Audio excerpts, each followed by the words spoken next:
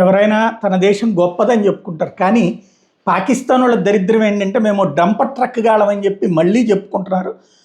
తాజాగా సౌదీ బృందం దగ్గర కూడా అదే కోతలు కూసినటువంటి పరిస్థితి. సౌదీకి చెందిన ఒక ప్రతినిధి బృందం మే నెల మధ్యలో పాకిస్తాన్లో పర్యటించిందంట. ఈ సందర్భంగా భారత్లో ఘర్షణ విషయంలో ఇస్లామాబాద్కి సలహా ఇవ్వబోయారట. దీంతో పాక్ ఆర్మీ చీఫ్ మునీర్ కలగ చేసుకుని భారత్తో మెరుస్తున్న మెర్సిడెస్ బెంజ్ లాంటిది, కానీ మనం రాళ్లతో నిండిన డంపు ట్రక్ లాంటి వాళ్ళం రెండు ఢీకొంటే ఏమవుతుందో ఊహించుకోండి అంటూ సౌదీ ప్రతినిధుల బృందంతో చెబితే వాళ్ళు సైలెంట్ అయిపోయారట.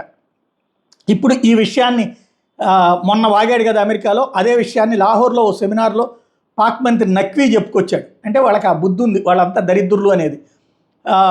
ఈయనే మొన్న ఏదైతే అమెరికాలోని టంపాలో జరిగిన ప్రైవేట్ విందులో కూడా మునీర్ ఇటువంటి వ్యాఖ్యలే చేయడం అన్నటువంటిది ఈ సందర్భంగా గుర్తించాల్సినటువంటి విషయం. అంటే పాకిస్తాన్ అనేటువంటిది పనికిమాలిన దేశం అని ఆ దేశమే ఒప్పుకుంటోంది.